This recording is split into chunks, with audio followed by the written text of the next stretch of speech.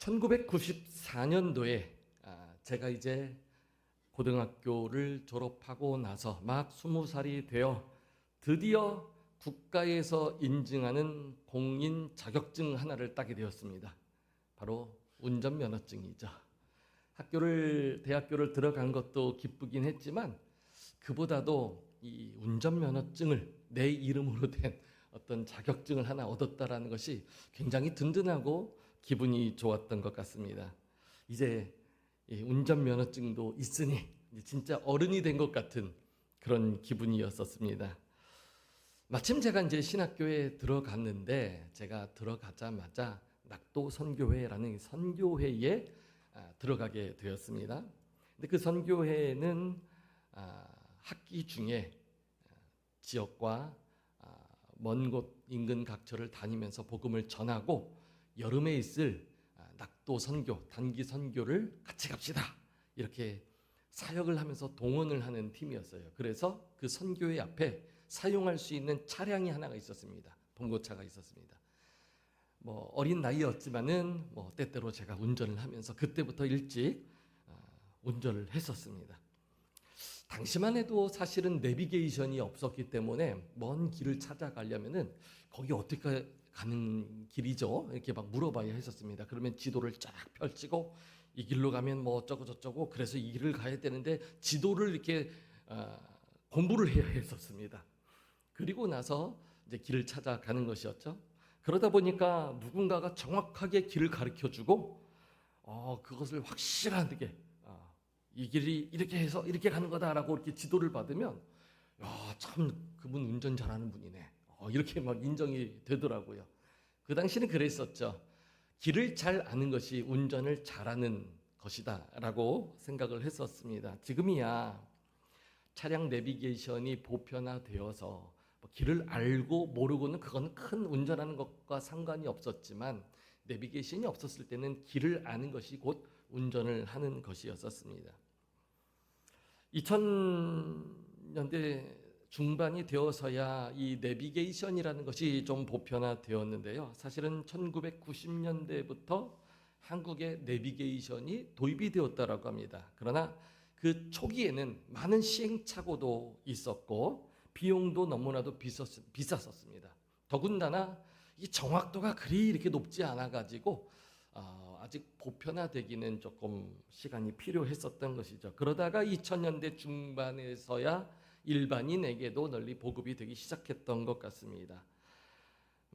지금이야 가고 싶은 곳 있으면 딱 찍고 정확하게 그 길을 갈 수 있죠. 시간이 얼마나 걸리든 또 어떤 도로를 이용해야 하는지, 도로비는 또 얼마고, 가는데 중간에 막히는 곳은 없는지, 가다가 도로 공사 구간은 없는지 다 알 수가 있습니다. 오히려 우리가 내비게이션을 좀 의지해서 운전을 하다 보니까 내비게이션 없이 어떤 길을 가려고 하면 좀 막연한 두려움도 있을 정도입니다. 차량을 운전할 때에도 정확한 목적지를 알고 가는 그 경로를 알면 훨씬 더 쉽고 안정적으로 운전을 할 수가 있겠죠. 한마디로 예측 가능한 운전을 할 수가 있는 것입니다. 여러분, 우리 인생에 있어서도 그러한 내비게이션이 있으면 얼마나 좋을까? 저는 가끔 생각을 해봅니다.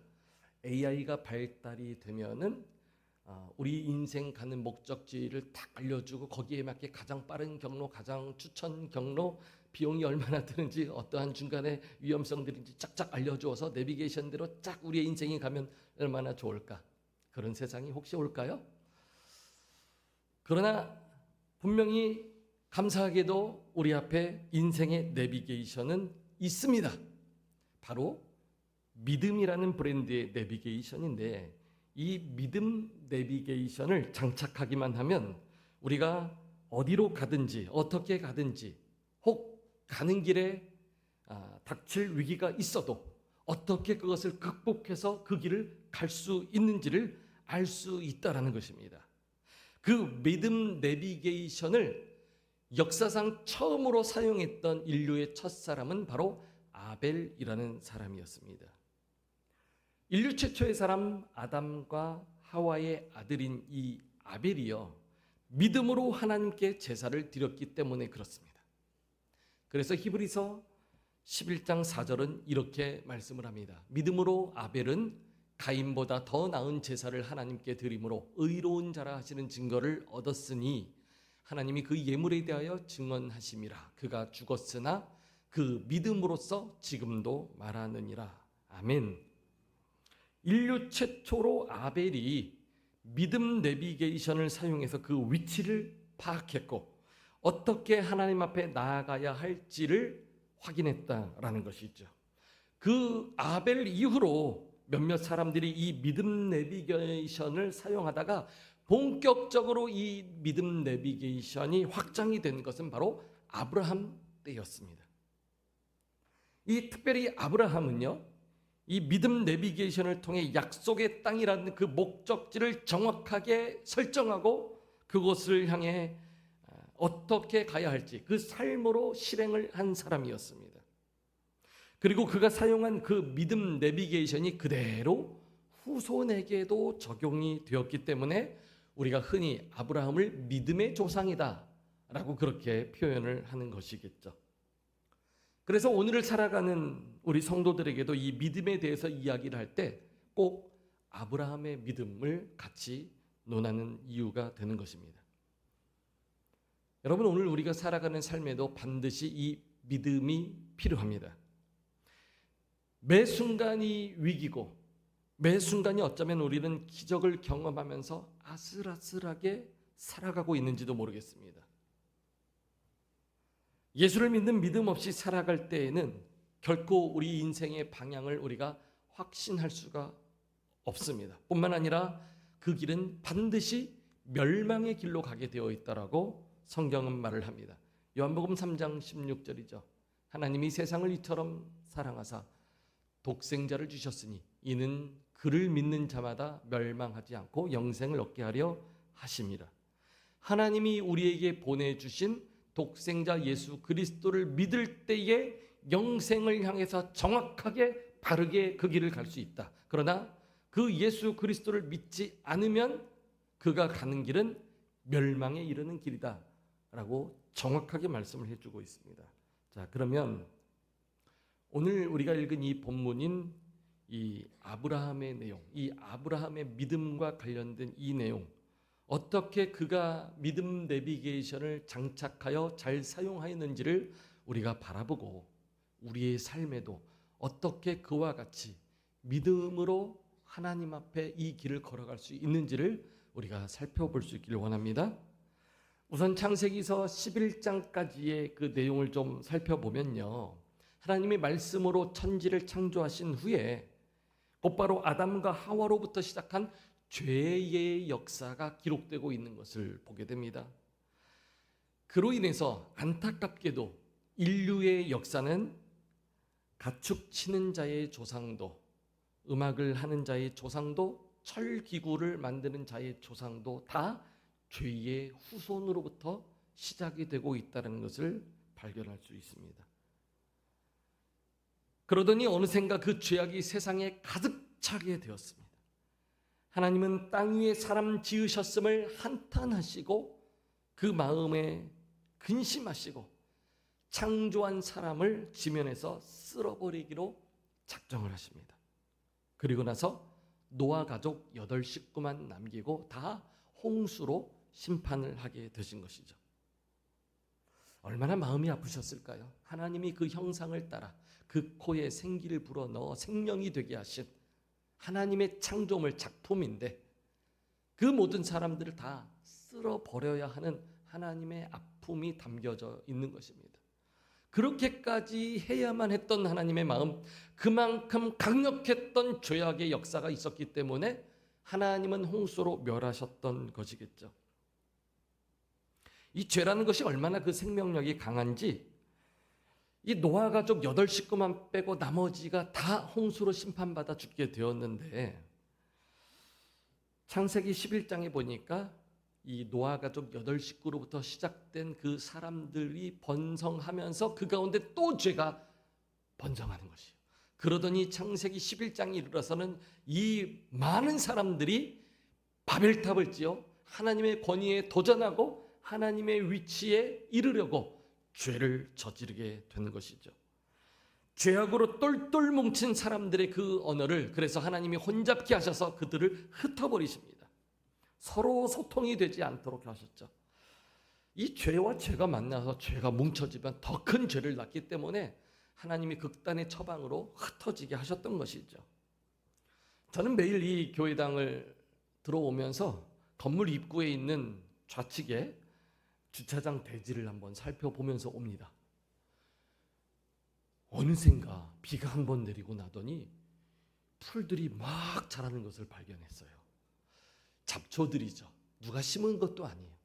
그런데 풀들이 번성하는데 한 중간에는요, 풀들이 아니라 나무가 있더라고요. 가시나무가 아예 나무로 세워져서 크게 자라있는 것을 보았습니다. 목양실에 들어와서도 저 카페 뒤쪽에 창문 밖을 보아도 그곳에 있는 풀들이 자랐는데 듬성듬성 하나하나 큰 중간에 나무가, 잡초가 아니죠. 그 정도면 모기겠죠. 나무가 자라있는 것을 보면서 누가 심지도 않았고 심지어 때로 중장비를 동원해서 그 땅을 갈아 엎었는데도 어느샌가 또 그렇게 자라고 있는 것을 봅니다.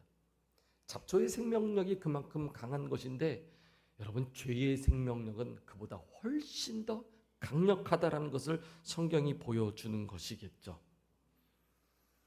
그래서 이 하나님께서 이 죄들을 멸하시려고 홍수로까지 심판을 하셨는데 이제 바벨탑까지 쌓아서 그 죄악이 번성하는 것을 보시고 하나님께서 전략을 좀 바꾸십니다. 그들을 싹쓸이해서 지면에서 없애기보다 이제 의로운 한 사람, 한 가문을 세우고 한 민족을 세우고 한 나라를 세워서 하나님의 나라를 세워 통치하시고자 하는 작전을 세워주신 것이죠. 그래서 이 같은 상황에서 하나님이 한 집안을 예비해 주십니다. 그것이 바로 데라 집안입니다. 창세기 11장 27절에 보면 데라의 족보에 대해서 언급을 하는데요. 하나님은 온 세상이 죄악의 세상이 되었을 때에 한 사람을 택하셔서 나라를 세우시고 한 사람을 택하셔서 구원자 예수 그리스도가 오도록 그렇게 역사하십니다. 그가 바로 아브라함이기에 아브라함과 관련된 그 이야기를 바로 창세기 12장에서부터 25장까지 거의 창세기의 상당 부분을 아브라함이 어떤 사람인지, 아브라함에게 하나님이 어떻게 일하셨는지, 그가 어떻게 준비돼서 하나님의 사람으로 사용됐는지를 길게 이야기하고 있는 것입니다. 이 12장부터 시작하는 아브라함의 이야기 바로 직전에 11장 마지막 27절에서 32절까지는 아브라함 중심으로 새롭게 시작되는 믿음의 역사에 대한 서론이라고도 볼 수가 있겠죠. 그 내용을 보면 데라에게 세 아들이 있었다라고 성경은 기록하고 있습니다. 바로 아브람과 나홀과 하란이다 라고 말씀을 합니다. 이 순서만 보아도 이 데라에게 있었던 세 아들은 아브라함과 나홀과 하란, 이렇게 첫째, 둘째, 셋째가 되겠다라고 볼 수 있겠죠. 그러나 그렇지 않습니다. 오히려 하란이 첫째이고 둘째가 나홀, 아브라함이 막내가 되었던 것이죠. 왜냐하면 창세기 11장 32절에서 아버지 데라가 하란에서 205세에 죽었다라고 말을 합니다. 그러니까 아브라함이 아빠 데라가 205세에 하란에서 죽을 때까지 아브라함도 거기서 살았는데 창세기 12장 4절에 보니까 아브라함이 하란을 떠날 때의 나이가 74세라고 합니다. 그때가 아버지 데라가 죽었을 때겠죠. 205세에 죽었는데 아브라함은 75세에 떠났습니다. 그러니까 아빠 데라와 아들 아브라함의 나이 차이가 몇 살 정도 될까요? 산수 문제인데요. 205 빼기 75는 어렵죠. 130세의 나이 차이가 나는 것이죠. 아빠와 아들이 그 당시에는 그랬으니까 130세에 아브라함이 태어났다라는 것을 우리가 알 수 있습니다. 그런데 창세기 11장 26절에 보니까 데라가 70세에 아브람과 나홀과 하란을 낳았다라고 말을 해요. 그리고 나홀이 하란의 딸, 나홀이 둘째인 것처럼 보이는데 이 하란의 딸, 셋째인 것처럼 보인 이 하란의 딸과 결혼을 했다라고 말을 해요. 이렇게 보았을 때에도 하란이 사실은 나이가 더 많았다라고 상식적으로 볼 수가 있겠죠. 그리고 하란이 아버지 데라보다도 일찍 죽었다라고 말을 하는데 창세기 11장 28절의 기록을 보아도 하란이 첫째, 나홀이 둘째, 아브람이 셋째일 것이라고 우리가 생각할 수 있는 것입니다. 그러니까 데라는 70세가 되어서야 아들을 낳았는데 첫째가 하란이었고 그 다음 이어서 둘째와 셋째를 낳았다라고 우리가 그렇게 볼 수 있는 것이죠. 아브람이 75세로 하란을 떠났으니까 데라가 130세에 분명히 아브람을 낳은 것이겠죠. 굳이 기록할 필요가 없었을 수 있는데 일부러 하란이 아버지 데라보다 일찍 죽었다라는 표현을 한 것은 하란이 첫째였지만 지금 성경이 주목하고 있는 것은 생물학적인 첫째, 둘째, 셋째가 아니라 성경이 주목하고 있는 것은 아브라함 그 한 사람이기 때문에 구속사적 관점으로 아브람을 먼저 기록하고 아브람, 나홀, 하란이 그의 아들들이다 라고 말씀을 하고 있다라는 것입니다. 아브람이 믿음의 조상 될 수 있었던 것은 사실 그 아버지 데라의 결단이 있었기 때문에 가능했던 것입니다. 왜냐하면 갈대아 우르에서 하란을 거쳐서 가나안에 가도록 하나님이 이끄시지 않았습니까? 이 데라는 아브라함 부부와 죽은 하란의 손자 롯을 데리고 갈대아 우르를 떠났습니다. 그리고 하란에 이르렀습니다. 어떻게 아버지 데라가 그 고향인 갈대아 우르에서 이 가족들을 이끌고 그곳을 떠나게 되었는지 성경이 사실 자세하게 말하지는 않습니다. 다만 우리가 유추해 볼 수 있는 것은 데라의 아들이었던 이 하란이 데라보다 먼저 죽었다라고 성경이 말하는 이 단서를 보아 아마 그곳에서 아들의 죽음, 첫째 아들의 죽음으로 인하여 많은 상심이 있었고 더 이상 거기에 살 수 없었던 환경이지 않았을까 유추해 봅니다.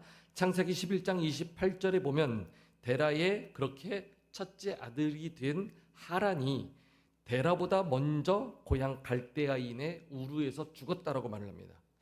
자, 그 당시 갈대아 우르는요, 세계 4대의 문명지인 티그리스 강 주변에 있었습니다. 그래서 자연스럽게 우상 숭배의 중심지가 되었던 곳이죠. 여호수아서 24장 2절에 보면 아브람의 아버지 데라가 이 강 주변에서 다른 신들을 섬겼다라고 말을 합니다. 그리고 이어지는 여호수아서 24장 3절에 보면 하나님이 주도적으로 아브라함을 이끌어내셨다. 그 갈대아 우르에서 이끌어내셔 가나안 땅으로 이르게 해서 그 씨를 번성하게 하셨다라고 말씀합니다. 그러니까 이 말씀들을 종합해 보면 하나님께서는 데라 집안에서 첫째 아들인 이 하란이 죽자 데라의 마음을 움직이셨고 아브라함 부부와 손자 롯을 데리고 그곳을 떠나게 하신 것입니다. 그리고 그들이 우르를 떠나 하란에까지 이르게 하셨던 것입니다. 그런데 분명히 이렇게 데라가 그 가족들을 데리고 갈대아 우르에서 떠나왔습니다. 이미 고향을 떠나왔습니다. 그런데 성경은 하나님이 주도적으로 아브라함을 갈대아 우르에서 떠나 하란을 거쳐 가나안 땅으로 이끄셨다라고 말씀을 합니다. 따라서 하나님은 아브라함 한 사람을 특별하게 사용하시기 위해서 데라와 그 집안 사람들을 사용하셨다라는 것을 우리가 알 수 있는 것이죠. 그래서 지금 아브라함은 아버지 데라와 조카 롯과 함께 하란까지 온 것이죠. 그런데 그 아버지가 이제 하란에서 205세가 되어 죽게 되었다라고 말씀합니다. 바로 그때 하나님이 아브라함에게 말씀하신 것이 오늘 우리가 읽은 본문 창세기서 12장 1절의 말씀입니다. 우리 같이 한 번 더 12장 1절의 말씀을 읽어보도록 할까요? 시작. 여호와께서 아브라함에게 이르시되 너는 너의 고향과 친척과 아버지의 집을 떠나 내가 내게 보여줄 땅으로 가라. 아멘. 아브라함은 아버지와 조카와 함께 이미 고향 갈대아 우르를 떠나 하란에 머물고 있었습니다. 그런데 하나님이 그 하란에서 아브라함에게 나타나셔서 말씀을 하시는데 다시 고향과 친척과 아버지의 집을 떠나라는 것이에요. 이미 갈대아 우르 떠나왔지 않았습니까? 그런데 고향을 떠나래요. 앞에 계산에 따르면요, 이 데라가 130세가 되었을 때 아브라함을 낳았는데 아브라함이 갈대아 우르에서 이 하란까지는 약 1000km가 넘습니다.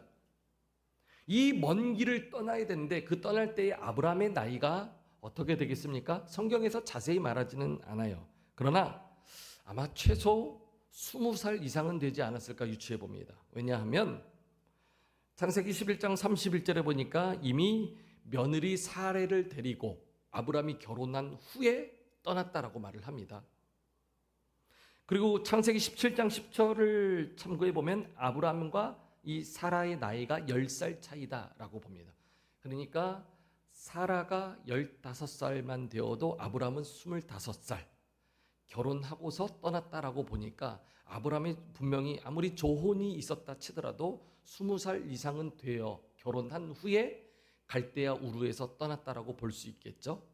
1000km 하루에 30km씩 만약에 가더라도 뭐 한 달, 두 달 정도 걸렸을 텐데 넉넉 잡고 1년이 걸렸다 치더라도 아브라함이 그곳에서 75세가 될 때까지 하란에서 살았던 것입니다.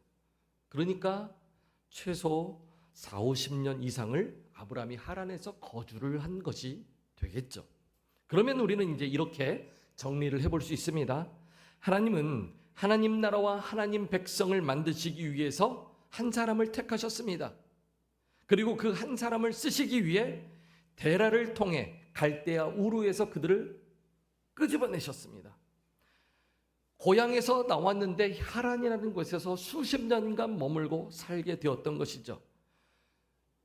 아브라함이 어린 나이에 갈대아 우르를 떠나 하란에 정착하였고 고향에서보다 훨씬 더 많은 시간을 하란에 정착하면서 살게 되었던 것입니다. 그리고 이제 아버지가 죽었고 아브라함의 나이도 75세가 된 것이고 그가 가장이 된 것이죠. 바로 이때 하나님이 아브라함에게 나타나셔서 말씀하셨고 고향과 친척과 아버지의 집을 떠나 내가 너에게 지시할 땅으로 가라 라고 말씀하신 것입니다. 아브라함은 원래의 고향인 갈대아 우르를 이미 떠났지만 어쩌면 제2의 고향, 어쩌면은 원 고향보다 더 많이 살았고 더 많이 안주하고 싶었던 그 하란이 고향과 같은 그 하란, 그곳을 떠나야 하는 시점이 되었던 것이죠. 아버지도 방금 돌아가셨습니다. 아직 부양해야 될 조카 롯은 있습니다. 이런 상황에서 아브라함이 하나님 말씀을 따라 순종할 수만 있다면 하나님은 아브라함을 통해 큰 민족을 이루고 복을 주어 창대케 하실 것이라고 약속하셨습니다. 여러분, 상식적으로 큰 민족을 이룰 것이다. 그 말씀을 믿고 따라가려면 가장 먼저 어떻게 해야 되겠습니까? 가족들이 힘을 모아야 할 것입니다. 부족 사회였었던 그 당시에 큰 민족으로 발전하려면 반드시 가족을 중심으로 하여 더 많은 가족들 그 세력이 모아져야 했을 것입니다. 그런데 하나님의 말씀은 가족을 떠나래요. 고향을 떠나래요. 친척을 떠나래요. 그러면 사실상 그 당시에 모든 것을 떠나는 것입니다. 네가 알고 의지했던 모든 사람들, 모든 환경을 떠나라. 그럴 때에 너는 창대하게 될 것이다 라고 말씀을 합니다. 상식적으로 우리는 그것에 동의하기가 쉽지 않겠죠. 그러나 믿음으로 바라볼 때에야만 그 말씀을 받아들일 수 있는 것일 것입니다. 하나님은 아브라함을 택하셨고 그의 환경을 바꾸시길 원하셨어요. 그리고 아브라함이 그 말씀에 순종하면 창세기 12장 3절에서 말씀하시는 것처럼 너를 축복하는 자에게는 내가 복을 내리고 너를 저주하는 자에게는 내가 저주하리니 땅의 모든 족속이 너로 말미암아 복을 얻을 것이라 약속하셨습니다. 그러니까 상식적으로는 가족 떠나고 고향 떠나고 친척 떠나는 것이 이치에 맞지가 않지만 하나님이 보험 하나를 허락해 주셨는데 그것이 무엇이냐면 너를 축복하는 자에게는 내가 축복할 것이고 너를 저주하는 자에게는 내가 저주할 것이니까 너는 걱정할 것 없다. 나만 믿고 떠나면 된다. 내가 책임진다. 그 약속 하나 믿고 떠나는 것입니다. 창세기 12장 5절에서 말하는 것처럼 아내 사레와 조카 롯과 하란에서 모은 모든 소유와 사람들을 이끌고 아브라함은 결국 마침내 가나안 땅에 들어가게 되었습니다. 할렐루야, 아멘. 여러분, 이것이 바로 믿음입니다. 믿음은 내 생활과 내 방식을 내려놓고 하나님의 방식을 취하는 것이 믿음입니다. 믿음은 내가 의지했던 것들을 내려놓고 하나님이 이끄시는 대로 따라가는 것이 믿음입니다. 아멘. 하나님은 지금도 바로 그러한 방식으로 사람을 찾고 계십니다. 하나님이 하나님의 나라를 세우시기 위해 하나님의 백성을 만드시기 위해 한 사람을 찾으신다라는 것이에요. 그 한 사람이 오늘 바로 저와 여러분 될 수 있길 바랍니다. 에이, 나는 아직 좀 멀었지, 시간이 좀 걸리겠지. 에이, 저 사람 보니까 저 사람 사용하시겠지. 아니요. 주님이 이 시간 말씀하세요. 내가 너를 지명하여 불렀나니 너는 내 것이라. 아멘. 믿음으로 받아들일 때에 그 한 사람이 내가 되는 것입니다. 하나님이 붙잡아 사용하시는 사람이 바로 내가 되고 우리가 될 수 있기를 주님의 이름으로 축원합니다. 아멘. 하나님은 지금도 사람을 통해서 일하시고 쓰실 사람을 찾고 계십니다. 우리가 만약 하나님이 쓰시기 위해 부르시는 그 음성을 들을 수만 있다면 우리는 분명 아브라함과 같이 믿음의 도구로 사용될 수 있는 줄 믿습니다. 로마서 10장 17절은 이렇게 말씀을 합니다. 그러므로 믿음은 들음에서 나며 들음은 그리스도의 말씀으로 말미암느니라. 믿음이라는 것은 들어야 된대요. 무엇을요? 하나님의 말씀, 그리스도의 말씀. 그 말씀을 들어야 믿음이 생긴다라고 말씀합니다. 하나님의 말씀을 듣는다라는 것은 하나님의 말씀을 따라간다는 것이고, 하나님의 말씀을 따라간다는 것은 그것을 순종한다라는 말이기에 우리는 하나님의 말씀을 들을 때 내 방식을 내려놓는다는 것을 전제하는 것입니다. 하나님이 원하시는 길을 가는 것이 믿음인 것을 믿으시길 바랍니다. 오늘 우리가 읽은 본문 창세기 12장 5절을 보면 아브라함이 하나님의 말씀을 듣고 나서 자기 방식을 내려놓고 길을 떠난 것을 보게 됩니다.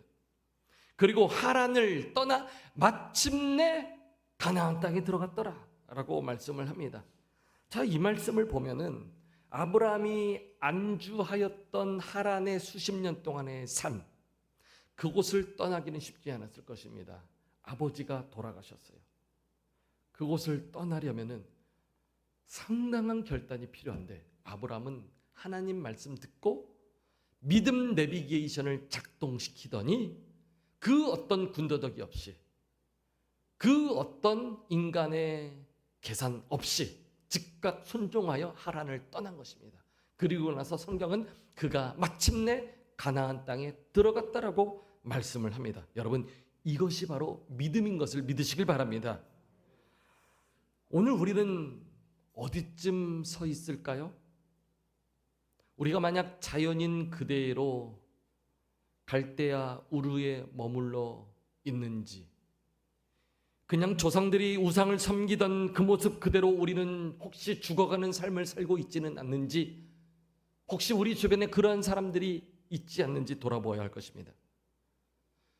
혹시 조상들이 섬기던 우리의 그 현장을 우리는 벗어나긴 했지만 하란에 여전히 머물러 있으며 그곳에 안주하려고 하고 있는지는 우리 자신을 돌아보아야 합니다. 내가 의지하는 사람과 안주하려고 할 때 거기에서는 하나님이 원하시는 길을 갈 수 없을 것입니다. 마치 베드로가 변화산에서 주여 여기가 좋사오니 초막셋을 짓고 여기서 영원히 사십시다 안주하려고 하는 마음이 우리 모두에게도 있습니다. 그러나 하나님은 하란을 떠나 마침내 가나안 땅에 들어가야 믿음의 사람이고 내가 쓸 사람이다라고 말씀하시는 것입니다. 믿으십니까? 아멘.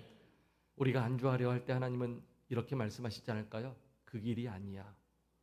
네가 가야 할 확실한 길을 내가 가르쳐 줄게. 내 말 믿고 길을 떠나자. 그것이 바로 믿음의 길이고 그것이 바로 마침내 가나안 땅에 들어가는 길인 것을 믿으시길 바랍니다. 여러분, 마침내 가나안 땅에 들어가는 그 믿음을 붙잡아야 합니다. 하나님이 말씀하시는 그 방향대로 그 믿음의 내비게이션을 작동시켜 우리의 인생을 그곳에 맡겨 따라가야 한다는 것입니다. 만약 믿음의 내비게이션대로 따라가지 않는다면 내 생각 의지하고 내 판단대로 내 인생의 길을 가려고 한다면 그 길은 막힌 길이 될 수 있고 가다 보니 길이 끊겨 낭떠러지가 되고 사람 의지하는 길이라면 언제라도 실망하고 낙담하고 그것이 상처가 될 수도 있는 것입니다. 성령께서 우리에게 믿음의 길로 이끄신다면 우리는 사람 의지하지 아니하고 환경 의지하지 아니하고 말씀 의지하여 그 길을 걸어가야 가장 안전한 길이고 확실한 믿음의 길이 될 줄로 믿습니다. 아브라함과 같이 즉각 순종하여 그 믿음의 길을 가서 마침내 가나안 땅에 들어갈 수 있기를 주님의 이름으로 축원합니다. 히브리서 11장 8절은 이렇게 말씀을 합니다. 믿음으로 아브라함은 부르심을 받았을 때에 순종하여 장래의 유업으로 받을 땅에 나아갈새 갈 바를 알지 못하고 나아갔으며 그가 자기의 생각으로 갈 바를 알지 못하고 나아갔지만 그것이 하나님의 말씀에 순종하는 길이었기에 그 길은 믿음의 길이었다라고 하나님이 인정해 주시는 것입니다. 여러분, 믿음의 길이라는 것은 갈 바를 알지 못할 때의 길이 때로 열리기도 합니다. 낙담하여서 힘들어할 때, 사람에게 상처받아 꼴도 보기 싫을 때, 내 마음이 아파 누구에게도 말 걸고 싶지 않고 만나기도 싫을 때, 바로 그때가 우리의 믿음이 작동되어져야 될 때인 줄 믿습니다. 하나님이 붙잡아 주시는 그 믿음이 살아나야 하나님이 말씀하시는 길이 보이게 되고 그 길로 가야 우리의 인생이 복된 길이 될 줄로 믿습니다. 아멘. 여러분, 잠시 한번 우리 눈을 감고 말씀을 한번 정리해 보도록 할까요? 하나님은 때로 우리에게 일부러 시련을 허락해 주시기도 합니다. 왜요? 우리 믿음 잘하라고. 내 생각을 내려놓고 내 계획을 내려놓고 믿음의 원리로 우리의 인생길 바라보라고요. 때로 험한 산과 골짜기를 지나기도 합니다. 그러나 분명한 것은 하나님이 허락하신 것이고 그것을 통해 우리의 믿음 자라게 하시려는 뜻이 있는 줄 믿습니다. 여러분, 우리가 겪는 시련이 혹시라도 힘겹게 느끼십니까? 그 순간 주님이 나를 위해 겪은 시련을 우리가 바라보아야 됩니다. 주님이 먼저 나를 위해 시련을 겪으셨습니다. 십자가에 달리셨습니다. 그것 때문에 우리가 살았습니다. 오늘 우리가 주를 위해 겪는 시련이라면, 믿음 자라는 과정에 겪어야 될 시련이라면 하나님이 허락하신 것이기에 주여 믿음 자라게 하시고 믿음으로 이겨내게 하시고 믿음 붙잡고 이 길을 걸어가게 하여 주옵소서. 그러한 믿음의 결단이 우리 모두에게 있어야 될 줄로 믿습니다. 주의 능력을 믿을 때 분명 우리의 삶은 새로워질 것입니다. 주의 능력으로 마침내 가나안 땅에 들어가게 될 것입니다. 주님과 함께 싸우세요. 주님과 함께 들어가게 될 것입니다. 믿음으로 싸워 승리할 수 있는 저와 여러분 되기를 소망합니다. 여러분, 자리에 한번 일어나셔서 우리 같이 함께 이 찬양으로 그렇게 결단하면 좋겠습니다. 우리 함께 믿음으로 고백하며 나아가도록 하겠습니다.